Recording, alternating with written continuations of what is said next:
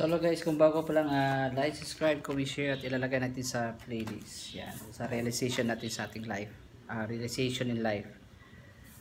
Series 4 na to. So nagmamadali tayo ngayon. Happy Sabbath sa lahat. Magandang Sabado sa ating lahat po. Maayong Sabado. Oh, yun. We are coming for the Sabbath. So nag-prepare ako ng luto, ng pahinga sa buong araw, magsimba. Okay, Sabbath is November, February 8, March pala, sorry. March 8, 2024. So, pag-realization natin for 20 or 15 minutes. Magwe-welcome Sabbath kami Medyo busy-busy na talaga pa sa Sabado. Medyo maraming gawain talaga. Every Sabbath busy talaga. Or Sabado. Sabbath kasi sa amin dito as Biyernes ng hapon. Expect na busy talaga tayo dyan.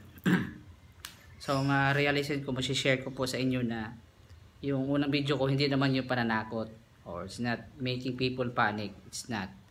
It's about observation of our surroundings, what happening right now. Siguro nagsabay-sabay yung mga global warming, sabay-sabay yung mga gira-gira, di ba? So maybe this is our destiny because maybe it's written in the Bible, maybe it should be happen na may mga gera, mga lindol, mga sunog, di ba, sa Revelation. Parang totoo din siya, di ba? Nakikita mo yung mga nangyayari kasi una, hindi ka makapaniwala, kwento lang yan, no. Pero ngayon we see in our eyes right now what's happening, na mga ibang bansa bigla lang susunog yung mga lugar nila, yung mga bahay nila, diba? Mga malawakan yung sa example sa Chile, sa mga world news, diba? Malakas yung mga solar storm sa sun. Normal naman siya, pero ngayon malakas yung drought ngayon, yung tagtuyot or tag-init. Kahit dapat na maglamig ngayon, amihan, sobrang init. Parang hindi yung taglamig na panahon, parang hindi winter, parang hindi hamian. Mainit. Parang hindi pa summer. Nag-excited na masyado to si summer. Itong masyadong init na panahon or lugar. Yun lang din na masasabi natin ngayon for this time. Talagang it's unexplainable. Alam naman natin dito na hiram lang tayo. Anong natin nandito sa atin. Importante lang na hindi ka man mayaman, maraming pera, importante buhay. Diba? Importante na marami tayong nagagawang kabutihan. That's our passport of basic instruction before leaving earth. Ang meaning doon, Bible. Yun. As importante na we are doing good things. But we know that maybe it should be the purpose should be happen na yung mga kaguluhan. Diba? Di natin masasabi. We cannot tell the time.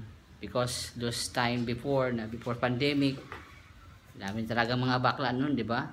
Parang naghaharian na sila Pero siguro alam mo naman sa Bible, nakikita naman ng Sodoma Gomora, 'di ba? The Bible will tell, 'di ba? It's there, 'di ba? Pero ngayon may karapatan na. Siguro maybe sila lang, only them, not all the people na pwede sila as human being, pero we should not discriminate or we should not allow that thing. Pero hindi yan pwede na accepted na sa lahat. Ang accepted sa lahat, yung parang normal na lang siya. Kita nila sa TV na okay lang palang maging bakla. Okay lang palang maging babae kahit hindi naman, di ba? Wala yun sa Bible. We must find the standard. In the ancient times, in the Bible, wala talaga yan. It's nothing there. Kung meron naman, it's a sin. Yun ang kasalanan. That's a thing we should avoid. We are basing on the Bible. Diba, kitan mo yung Sodoma Gomora, pupunta ka sa Israel ngayon doon hanggang ngayon, yung Sodoma Gomora, yung sinunog talaga sa langit, hanggang ngayon hindi talaga siya natubuan ng yung pagkasunog ng lugar. Hindi sila hanggang ngayon, after 4,000 years, those place hindi talaga siya natubuan ng mga damo-damo, mga grasses or even trees, nothing. Talagang yung asupre talaga. Ganun katindi ang langit. Diba? The people now, it seems na parang normal, diba? Nasa vice ganda doon, realization natin na parang idolize ba, na-idolize nila na nga na okay lang pala itong maging bakla, okay lang pala maging tumboy. Yun lang din na meron talaga sila exist, pero kung ganun na lang tayo lahat, it's really bad. Siguro alam mo na din sa southern part din sa ating kalawakan, mayroong maraming mga star nga na umiikot-ikot, tawag nun Sirius sa Orion. Pagsasabog yan, may mga black hole yan. Pag makita, if all the people in the world will be sinner and no righteous, this earth will be the end. Muli na sabi siguro sa Bible, heaven and earth will fade, but His word will still the same. Hindi yan nawawala ang salita. Sabi pa sa Bible, kahit mawala man ang langit at lupa, 'di ba? Kung darating yung mga black hole, sasabog ang mundo, ang araw natin, 'di ba? Dahil tinolerate ba? We tolerate, we allow that thing na all people will be the same like that. Kung gano'n na lang, the world will be wicked. And that will be the end of the world. 'Di ba? Yun lang din, 'di ba? Yun lang din na masasabi natin na there's a chance na we can be wiped out anytime. Na we should be careful, na we should follow God Yahweh's law in the Bible. That's the key. Pero even though nga matapos man ang mundo, we hold the promise of God Yahweh, what is old in the Bible. Yun lang din ang ma-realize ko na maano ba na mangyayari sa buhay mo, mamatay, magira-gira man, magkasakit man, hold on the Bible. Yun lang talaga. We must base our life on the Bible, not on our own self, on people thinking. Meron ganon, pero it should not be all of us is like that. Kung pareha na lang ganon na pwede na maging masama, magnakaw doon, diba? Or coveting or grabbing others' wife, other people's wife, others' house, stealing them, killing them. It should not be. Even then making a tomboy and bakla doon, just normal and many of like that. Nako, the heaven will be angry at us, and our beautiful earth will be at stake. Parang masugal to. The earth and the universe will be kung hindi na talaga to, if I just reminding you, all of us, na in this life we are here, we are just visitor. We can be die anytime, and this world will be destroyed someday in the coming times, or 1,000 years, or anytime. Na wala tayong ipamagmayabang. We should not proud of the pride in making bad things, not following the Bible. That will be the end times.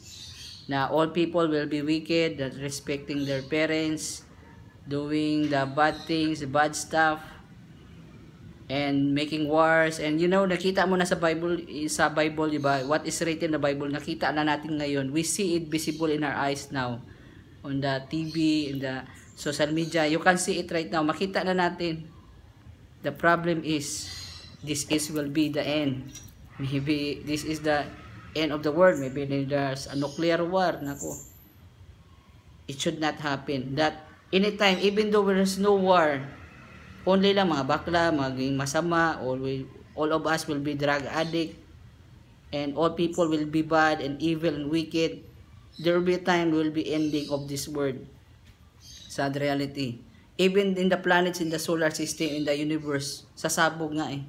They will all explode and they will be swallowed by the black hole. Yun ang kinakatakutan natin, guys. Maybe yung 2020, there's a black hole na 1,500 miles away. Oh, even though it's so far, but if one black hole, or one big black hole, and those coming times in the future times, that all people is wicked, masama na, all of us is addict, doing killing, stealing, and not following the Bible, and all of us is not religious and not serious. Even a few people will be at stake. This world will be at stake. Maybe parang sagad na ba, maybe it's the yung pinakaabot na pinakataas na level na nakita na sa langit, na no people, all of the righteous people are died, namatay na, and all the coming generation is very evil and wicked. Baka sa sobrang pasensya ng langit, guys, baka we are so selfish, so greedy, maybe there will be a time na ang pasensya ng langit baka gugunawin ang mundo. Ito ang sa mga kanta, matunaw man ang mundo, the world will be melt. Yun ang kinakatakutan, maybe explode. Even our sun is very harsh din sa ating earth. Yun lang din na we should not be proud of na making bad things. We always do good things. We must respect. And yun lang din na we should respect one another. Ay, ito na China, nangagaw na parang inaangkin na niya ang mundo. They think that the earth is all of the world is them, o diba? They own it. No, we must respect another, even in the neighbor, diba? Even the other barangays and the other places, diba? We must respect. That way, as we are human beings, all of us has different culture, different races, different people. All of us exist because of respect. Diba? If people don't just respect, there will be an endless war.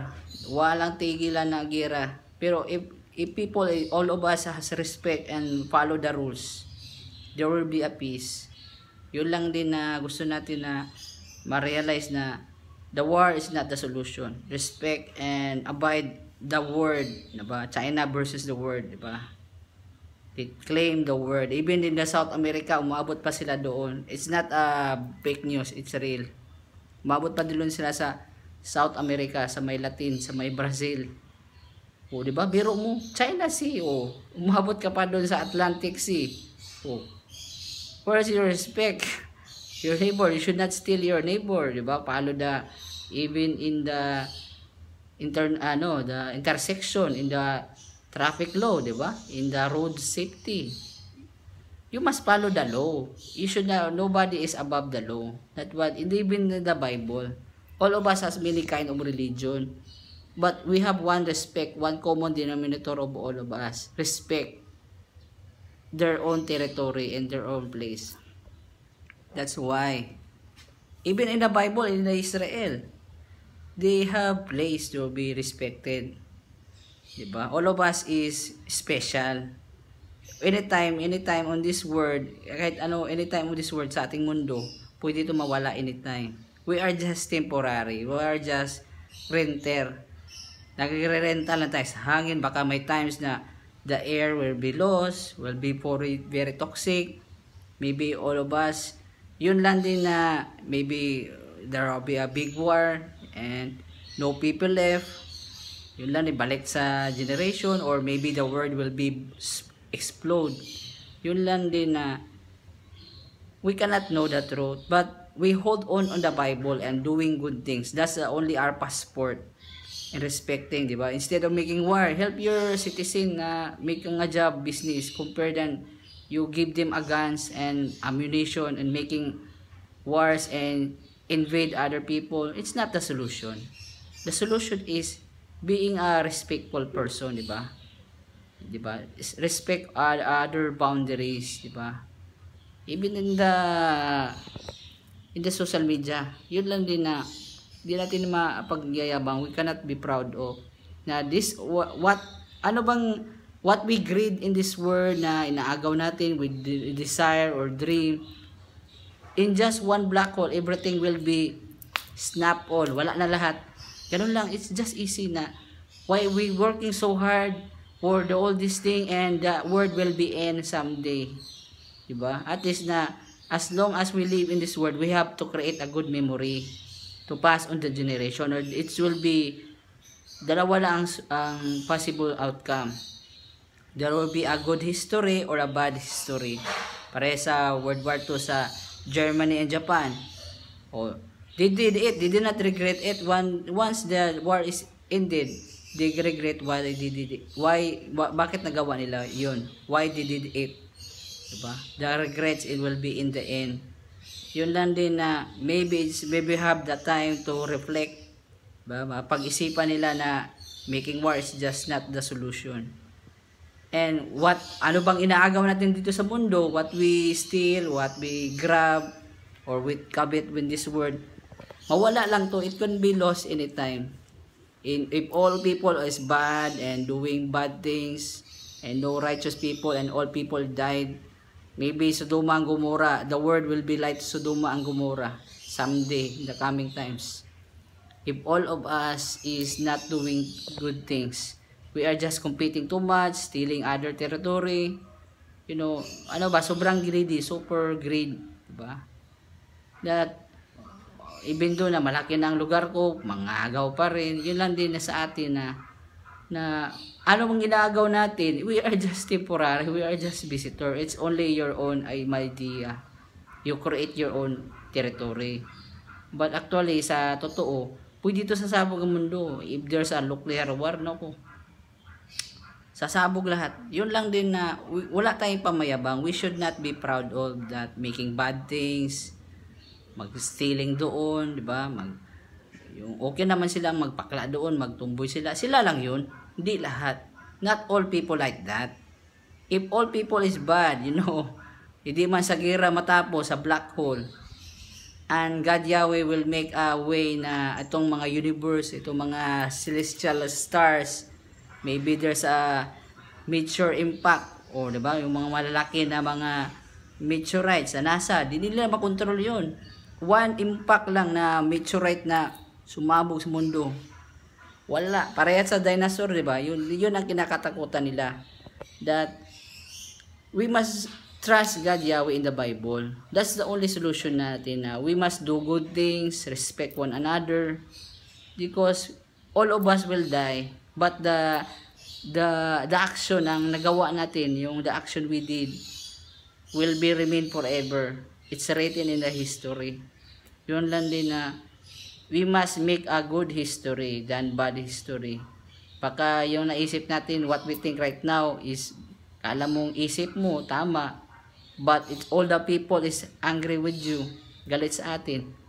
Yun lang din yun lang din, paalala, I'm just reminding, diba? Reminder only that our life on this earth is just temporary. Hiram lang to lahat. Itong cellphone, itong bahay, itong pera, yung trabaho mo, school mo, o relationship mo, asawa, hiram lang to, is only just borrowed. Even this earth, even our life is just borrowed. Pero being greedy and steal all other people property for your own personal gain lang, it could be bad. And what we gain na, sabi pa sa Bible, ano ba daw maanihin, what can you do if you own the world and your soul will be lost forever? Kasi di naman niniwala sila sa Bible. They don't believe. That's would be the Bible is the denominator of all of us. Okay? Yun lang din na masasabi natin na ang reflection natin for this time, ang ating punan, kung ano mang mangyayari sa mundo, alam natin yung ginagawa natin na si God Yahweh gumawa ko ng kabutihan. Pagharap sa Judgment Day, alam ko na gumawa ko ng kabutihan, hindi tayo nagnakaw. I'm not stealing, not making war, so making trouble with my neighbor, diba? With other places or other people, diba? That's why we exist, by respect. Not if we don't respect other people will angry at us, magagalit sa atin. Kahit kapit bahay mo nga diba? Tapunan mo ng basura 'yon. O, igaganon-ganon mo, diba? Diba magagalit 'yon? They are people also. Don't be make a super higher. Yun ang ginagawa sa mga Roman Empire at sa mga Greeks na hindi sila nag-survive because they don't respect other people. They just bully, diba? You cannot guarantee that you are superpower. You don't respect other people na bababa sa iyo as people lower than you. Ano ba, yung take care of them, your people, as you are the boss of the company. You must take care your employee. Yan ang nabubuhay sa ating company. Para lang din na respect your citizen, respect our family, respect your barangay, because the barangay will serve you na like that, na good things, di ba? How can we expect good life, di ba? Kung we doing bad things, di ba? Mag-addict doon. If you are addict and making bisyo, you are just destroying yourself. Okay? Destroying, killing ourselves. Okay? If you love yourself, do good things. Help yourself, help your neighbor na nahihirapan, love your family. Huwag kang magkabit doon, huwag kang magdodroga doon. If you love your family, don't too much barkada. Diba? Yun lang paalala natin na our life in this earth is just temporary. Madali lang tayo mabuhay sa mundo, madaling mabuhay, madali din mamatay, madali din mawala lahat. Madali din mabuo sa ibang mundo. Ang sabi pa sa Bible, ang new heaven and new earth will be created sa Isaiah 66 na magagawa siya ng bagong langit at bagong lupa. Ano ba yun? May star yun na constellation sa Orion ba or sa Sirius? Meron daw yung saan daw ang bagong langit at bagong lupa. Search nyo na lang yan. So like, subscribe, comment, share. Love you, peace, love you all. 20 minutes na. So thank you so much po. Ang purpose ko lang dito is reminder of all of us. We must do always good things. Respect one another. Because yan lang nag-i-exist tayo ng peace. That's to create only peace. Okay, love you, peace, love you all. Thank you po. Happy Sabbath all sa lahat. Sa March 8, 2024. Thank you po. Alas 5:30 na. Thank you po.